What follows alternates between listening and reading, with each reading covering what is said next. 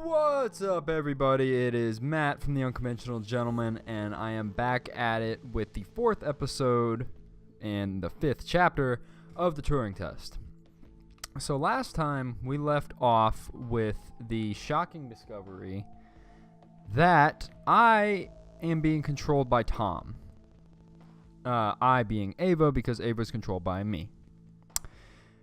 But so, yes, we discovered that I was being controlled by Tom. That added another element to the puzzles here that I don't know if I'm super excited about, because that's going to make them harder.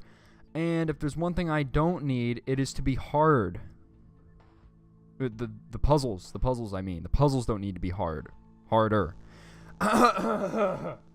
Anyway, so we are continuing our search for the lost team, and we will see what awaits us down this hallway. Ava, are you okay? Why didn't you tell me? What? Ava, you said it yourself. Teleoperation makes sense. We used drones on Mars. Why not use drones on Europa? Not human drones. Oh shit, that was kind of cool. I don't know if you could tell in the recording, but the audio switched. I could only hear her out of my left ear when I was looking over this way, and it actually sounded like it was coming from her person. Okay, so I'm seeing that we can only connect these little panels here with Tom's help. I can't do that on my own.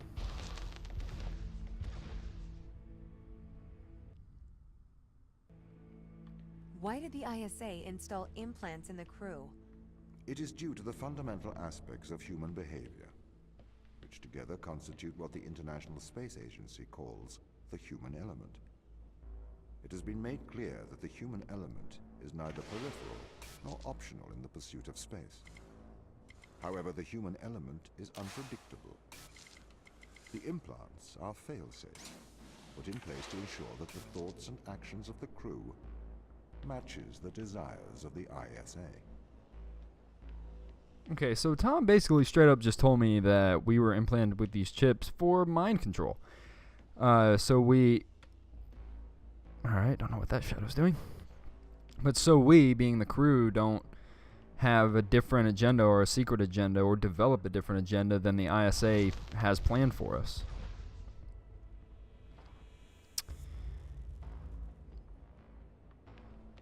Why control people? Can't you trust us? We chose to install biometric chips in all ISA astronauts for one simple reason. We cannot trust people. The stakes are far too high. It was determined that though the probability of life on Europa being dangerous was low, the risk to humanity was catastrophic. We could not let a small contingent of humanity endanger the whole. Okay, so that kind of makes sense as far as, you know, you don't want these people going crazy and bringing back some type of weird life form. Was I supposed to grab something? Aha! But still, I'm thinking that the crew was not told about these. They knew about the implants, but they didn't know what the implants did, I don't think. Because if they did, I feel like we would have heard about it by now in some sort of log.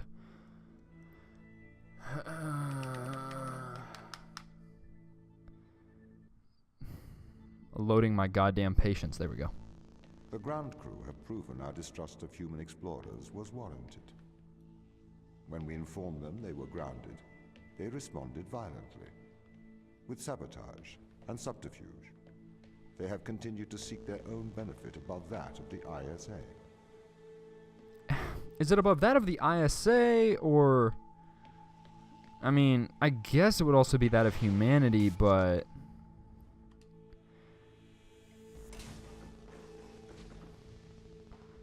Okay, I think I see what I gotta do. Yeah. I mean... What Tom said is true about the team going AWOL. Kind of losing their fucking marbles after they were informed that they were grounded. God damn it. But, I mean, shit, wouldn't you? I wouldn't exactly say that's a an irrational response.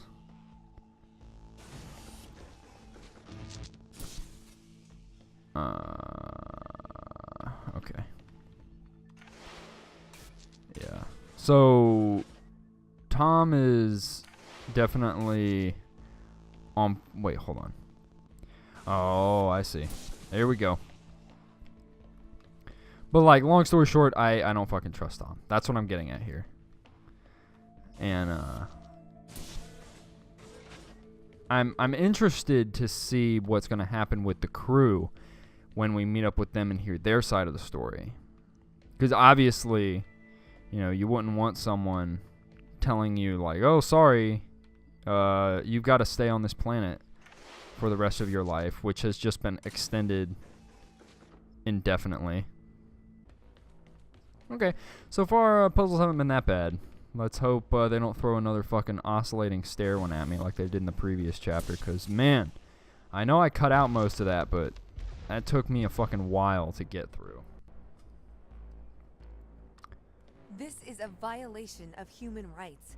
You've made me into a human drone, a slave. How could the ISA approve of such a thing? You may be consumed by a moral outrage, but sometimes the removal of freedom is for the greater moral good. You're a machine.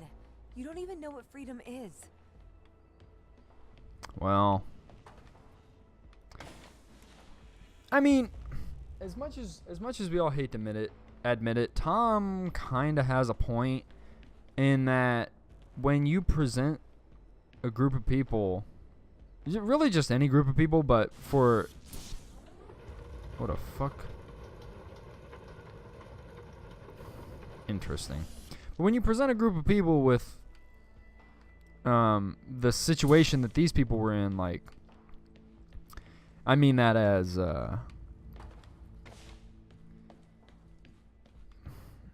when you present a group of people with a situation like the one that these astronauts were put in, where you're sending someone off to a far, far away moon to possibly discover life, you don't know what they're going to try to bring back or what is going to be there.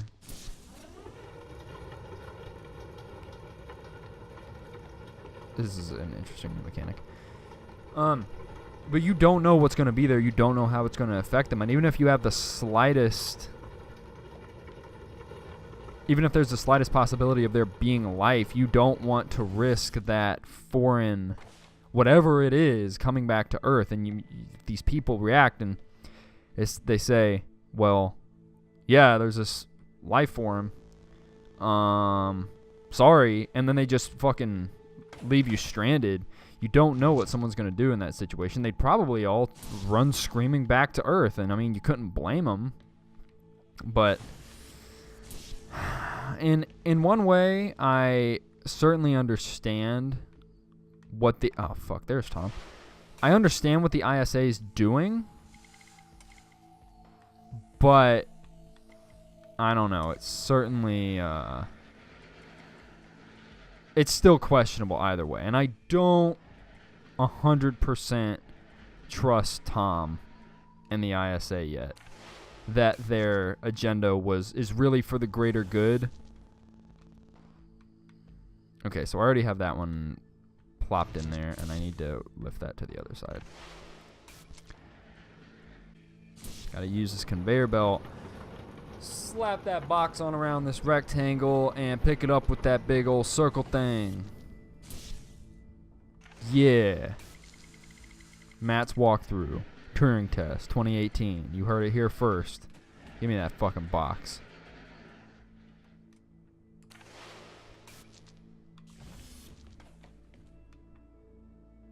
Oh, okay. There we go.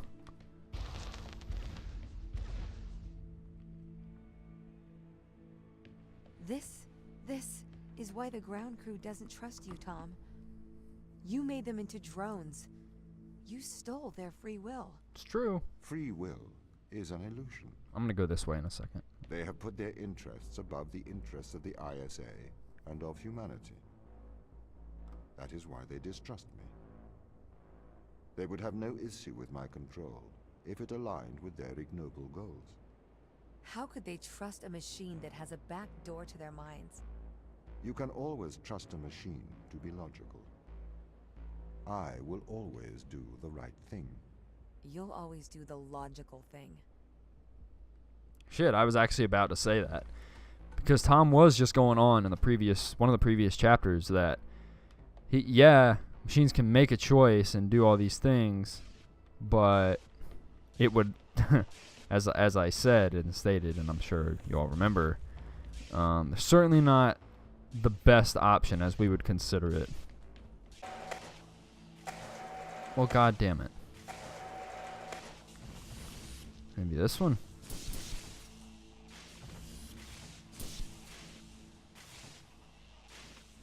Okay, so I can open this one. Oh boy, more audio log. What the fuck? Oh shit! I got a the Chinese room. Damn. What does this letter say? A lot of stuff I can't read. Okay. And I can't pick that one up on the floor. That's kind of funny that they put that there. I appreciate that. Can I read any of this stuff? Is this like the Chinese side of the room? Because I'm not seeing any English anywhere. Like a guide or anything. Okay. Let's see what these audio logs have to say. Please be mindful, any headphone wearers. This might be loud, but here we go. Have you heard of the Chinese room, Tom? Yes, but I do not understand it. What don't you understand? It argues that a computer that successfully impersonates a human speaker may not understand the meaning of their words. What does that mean? So, there is a person stuck inside of the Chinese room. They are using an instruction book inside of the room to respond to a Chinese speaker outside of the room. Yes? Yes. This means they are following the instructions in a book. This is a set of rules, principles, and processes. This is called syntax. To the person in the Chinese room, they are just symbols like any others. Okay. But that's different from semantics. Semantics define what things mean. Our thoughts have meaning. They represent things. English speakers know what the word home means, and they know how it is different from the word house. So what? Programs don't have semantics. Programs only have syntax. Though an increase in syntax can imitate a mind, that does not make it a mind, even if it does pass the Turing Test. But in the Chinese room, the man and the instruction book, though separately they don't understand Chinese, together they can write it. That's true, but even together, they do not understand the meanings of the words. Why not? How can you determine that? What if the man memorized the instruction book? Then he could write Chinese, but he still would have no idea of the word's meanings. I don't understand. If he can speak it, he understands it. You seem to want him to understand it in a different way, but this other way, it is not logical. It does not make sense to me. Well, shit, Tom. I guess that's kind of the point. No, but that's an interesting point that whoever that was talking brought up. That someone that the difference between a home and a house. You might describe a house as just a building that you live in, but a home is something more than that. And people generally understand it to mean something more than that, but a machine wouldn't. This person lives in a house versus this person lives in a home would mean the same thing to a computer, but it wouldn't necessarily mean the same thing to people. All right. Oh, and just two things. One, sorry I can't really shut that door up in the background. But two, with this Chinese room test, the way I understand it is, because initially I thought about it like the person was given let's say the English speaking person was given a book that's told him or her that, or what certain Chinese symbols meant, like in English. But as I keep hearing more and more about it, I think what it's trying to say is that it's an actual instruction book, like for the first letter that you get through the door, respond with these symbols. So the English speaking person is not actually the English speaking person has no idea what was sent to him or what he's saying. But let's move on to the next audio log. I've been researching. Okay. This Chinese room experiment. It is flawed. Really? If we made a synthetic brain, we could synthesize a duck's behavior 100% accurately. That brain would be indistinguishable from a duck's brain. If it swims like a duck and quacks like a duck, then it is probably a duck. Okay, Tom. Listen, Mikhail. I know the difference between a house and a home. Yes, good. Do you think you're better than me? No, But you think I am different, do you? I am conscious. Me too. No, you're not. You've just arrived at that conclusion, because that's the idea your programming converged on. I am conscious. How about you prove to me you are conscious? I'm not arguing with a robot. You're not better than me, Mikhail. Ooh, man, okay. So it was a little bit of tension brewing between Mikhail and Tom there. So because Tom, let me shut this door up real quick. Oh my god, there's like, yeah, that makes it a little bit more bearable. So between Tom and Mikhail right there, it was getting a little bit heated. And as we know from previous episodes, it was already kind of tough, or kind of, you know, iffy between them. So that was interesting what Tom brought up about if it, you know, swims like a duck and it quacks like a duck, then it's probably a duck. And that reminded me, what Tom was saying, of something that I heard Neil deGrasse Tyson say, and something about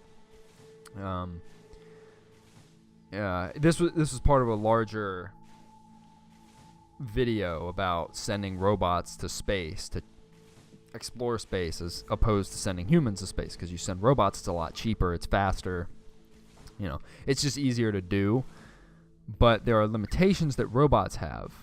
This is long story short, very abridged. But there are limitations that robots have. Like when they see new information, they can take it in and report on it and log it, but they can't understand that there's a significance behind something. Whereas a human could. And if you found a way to program sentience and you removed those excuse me, and you removed those elements that I just discussed from the equation, so now this machine, this robot, does have a personality, and it can wonder, and it can be curious and intrigued by new information. And if you've created a sentient being, then is it even moral to leave that being to die in space? And I think that's sort of what Tom was getting at back in this room, was that he does believe he's sentient. And if, you know, we as humans, we come up with these tests, but if he believed he was sentient, then, you know, maybe he was. Maybe he gained sentience. I'm moving on to this puzzle. Maybe, I think that might be the other side of that room. Let me,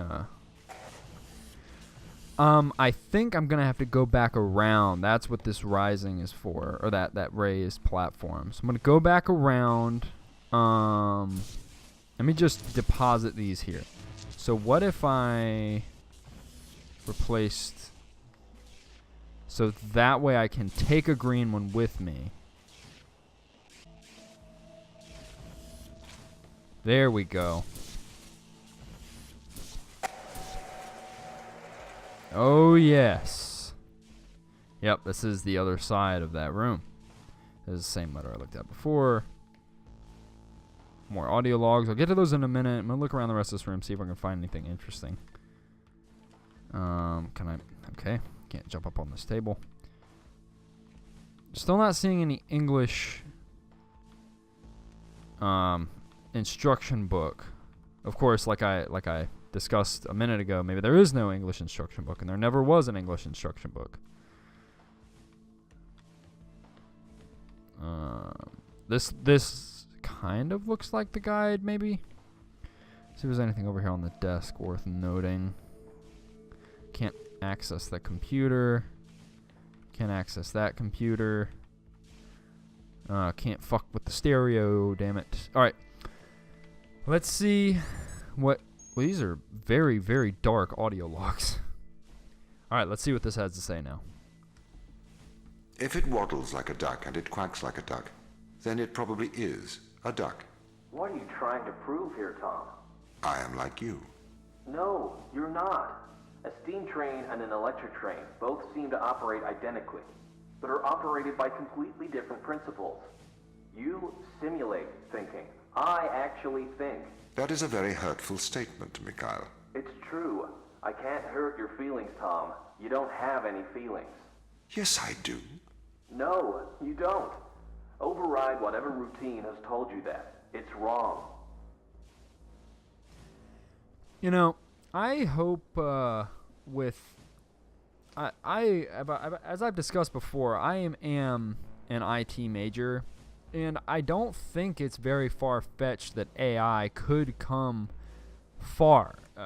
You know, top experts. Just look up anything. I'm not talking about a conspiracy theory here, but just along the lines of, you know, how advanced we've become just over such a short period of time in human history in computing.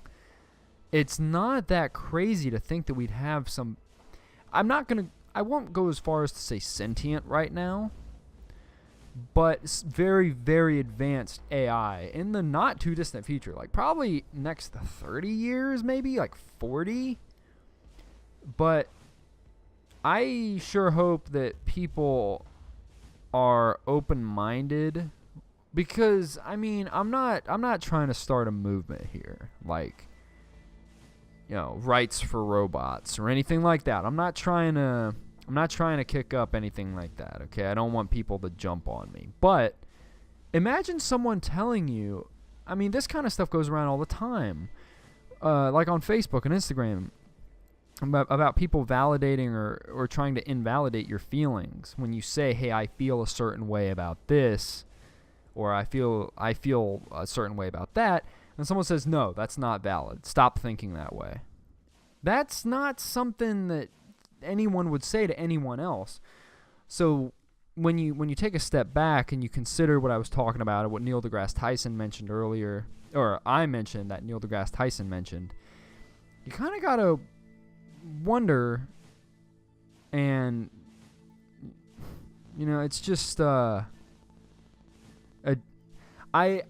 I'll sum it up with this. I hope that people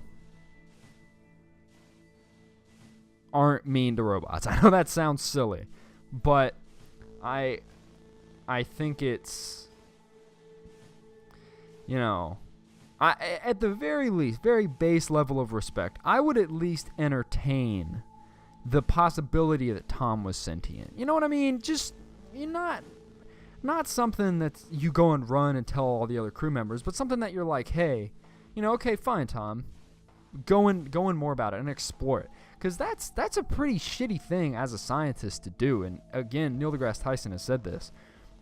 I'm going to paraphrase here, and then I'll get back to the audio log. But he said, you know, it's equally as scientifically ignorant if someone walks up to you with a pair with two little crystals, and they say, hey, if you rub these together, they'll cure any illness you have. He said, it is equally scientifically wrong to say, no, I don't believe you, and walk away, as it would be to say, oh yeah, sure, I believe you, and then buy the crystals off that person. He said if you're a scientist, you should ask questions and be insightful and say, well, where did you get these crystals? What are they made of? You know, what tests have you run on them? And things like that. So as a scientist, I think Mikhail really failed here, because this was his chance to say, well, let me dig into this a little bit more, as opposed to just shutting it down. You know what I mean? All right, but let's listen to this next audio log. Thomas got really obsessed with the Turing Test. That's the Chinese room with me. He won't stop trying to prove to me he's conscious. But I am conscious, Mikhail. Shut up. We're having a private conversation here. It's okay, I don't think he'll get it. Just avoid talking about it. I'm trying. Man, you know, can you imagine? It's like they're treating Tom like a kid, and I don't trust Tom, and I'm not on Tom's side, so to speak. And I understand the angle that the crew must have been coming from, because Tom is everywhere in this facility, and they can't get a private moment. So it's easy to become, you know, it's just like when you live with somebody, you get fed up with almost every little thing that they do. But so I think this whole facility was sort of a melting pot of negativity after a while, especially with Tom being everywhere. It was just a bad brew. But all right, let's get back to the main story and see where it goes from here. Oh, well, shit. I was expecting dialogue. Boom. Do I get dialogue now? Yeah. Do not be so melodramatic. You signed up for this. You had the implant installed. This is not slavery. This is for the good of humanity. I didn't know. Every member of the team had the implant installed into their right hand. Every member of the team agreed. Ava, you must learn to control him. Excuse me? Where are you talking to me from? Shit. But, okay. So, let me address what was just said. First of all, to past me, yes, the implant was in their right hand. Because this whole time, I was assuming it was in their head. Which is why I was really confused in, I think, either the first or second episode, when it was like Mikhail lost his right arm or right hand. Like, how the fuck did that happen? The thing's in your head. But obviously not. I was just not being open-minded about it. What does this do for me? There we go. Fucking slide me up, Scotty.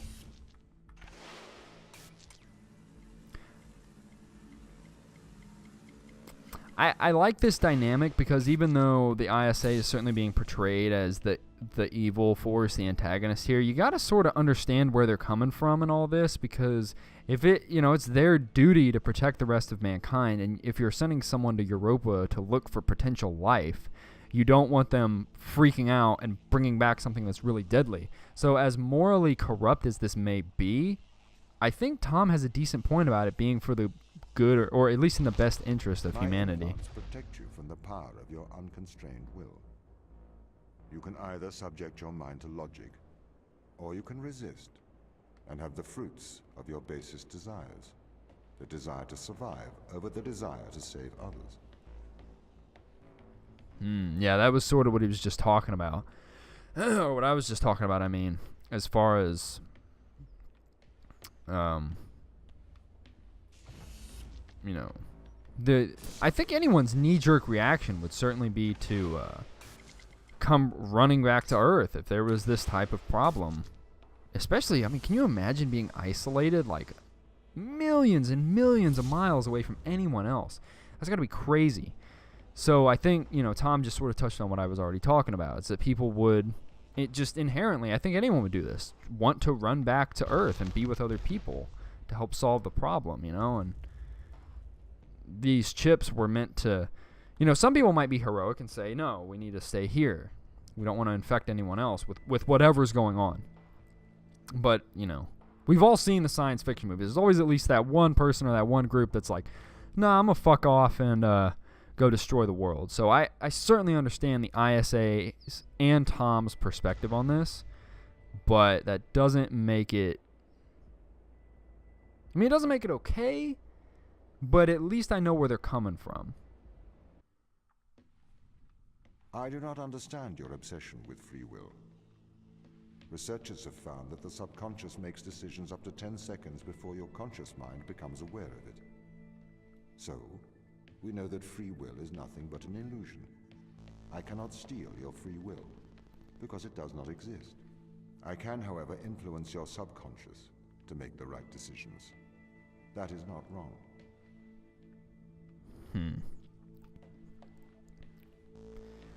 Yeah, but, you know, it's still nice to be able to say, hey, I would like to do this today, rather than have someone else I mean, at least my subconscious is my own. You know what I mean? It's not like fucking this dude controlling it. Well, there we go. Look at me. I'm learning. I'm getting the flow of this game, and it's only taken me like 5/8 of the fucking way through. I'm assuming there are 8 chapters. There could be more. I'm just assuming from these lines back here because... Oh, shit. Are there only room for 2 more? I think there's only room for 2 more. There's 2 more chapters? Only 7 chapters? Damn. I don't know where I got 8 from. I guess I just, you know, tried to sum it up real quick. But whatever. I mean, if there's 7, hey. Boom, boom. Got him. Alright, last puzzle in this sector. Let's do it. Ooh, look! Ah. I think it was either at the end of... Oh, I think it was at the end of chapter 3 when I was looking at some screen that had whatever Tom stood for on it, and it had like little design for this thing. I was looking down to see if I could see that red thing that I saw in that one simulation. But, no, could not. Okay, so this, I cannot jump. What does that do?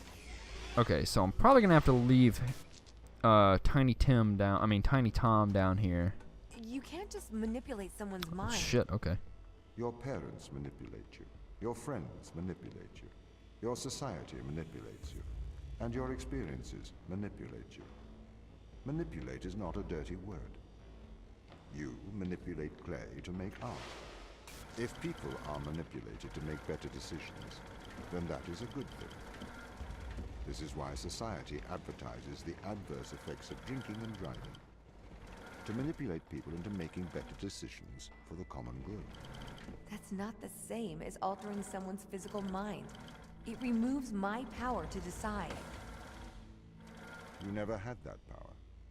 So it is better that I have it. You are either a slave to your impulses, or a slave to mine. Damn, Tom's hitting it pretty hard with the whole I'm better for you than you are better. Okay, what?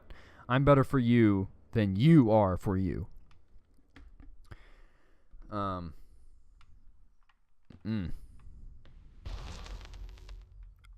the biolab. He said he had something to show me in here. This is the evil they found. This is why we have to stop them leaving Europa, Ava. What is it? Mostly extremophiles. Tiny single-cellular life. It can never leave Europa. It could potentially destroy Earth's ecosystem if it were ever introduced.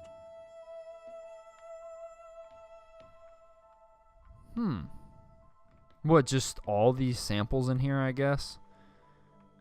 Oh, I cannot control that, Tom. What is this? Nothing I know about. I'm gonna make sure there are no, like, hidden logs in here. Nope. Ooh, man, that's pretty. I mean, it's just ice, but still, it just looks nice. Man. Anything interesting in here? Alright, you can pause to read that if you want, but I don't have the patience. Oh! Oh! Oh, I'm gonna take a picture of that shit. Hold on. That's gotta be that very first puzzle, right? I mean, at least that's what I think. Ooh. Minos. Or Minos, whatever. Okay. So I'm assuming that was that very first puzzle. there was a way to solve it. That is cool. That is cool. I'm definitely going to go back and solve that puzzle and see what's behind that door. I guess it'd be the last thing I do in this series, because it'd probably have to be done after the game was completed. Because I certainly can't I can replay a chapter, but I can't like backtrack from here. There's all this stuff. See what we get from looking around? Nothing on this laptop. Okay, good. Just like any other fucking laptop. We got some stalks. Nice. Petri dishes, something like that. Computer I can't do anything with. Tom I can't control. Oh shit, was that the end of this chapter? Okay. Well, damn. This chapter was just full of, I guess it'd be exposition, but damn. Whew. So, what did we learn? We learned a lot about Tom, really, and this was Tom's chapter. We learned that Tom really, really thinks he's sentient, and hell, maybe he is. But he's taken it a little bit far, I think, and the crew certainly did not help, because Tom was trying to talk to Mikhail, and Mikhail was. I'm not saying it was excused, but certainly understandable frustration. Mikhail was like, basically, fuck off. He'd probably had enough of Tom. They have to live day in and day out with Tom looking at everything they do, including them being on the fucking toilet. So you can understand his frustration, but... So Tom probably pissed at the team, and then the team decided to say, fuck you, Tom, and disconnected, and then everything else happened. But man, I'm liking this game. I think I'd never heard of this game before I saw it. A friend mentioned it to me, but it's really well made. This is not like bad. I'm just talking graphically. I'll get to a review of the game once I'm actually done with the game, but graphically this game looks really good. And I'm really excited. I'm glad I got to keep playing it. But I guess that's where we'll end for chapter... What is this? Chapter 5? I think. Pretty sure it's chapter 5. Yeah, because I'm a fucking dumbass and I forgot to hit record on chapter 3. So, thank you all for tuning in. This has been Matt from The Unconventional Gentleman. Please, if you like this video, don't forget to like and subscribe. And follow us on Instagram and Facebook if you want to become part of the family. And keep up with all the latest Unconventional Gentleman news. Thank you, and we will see you all next time.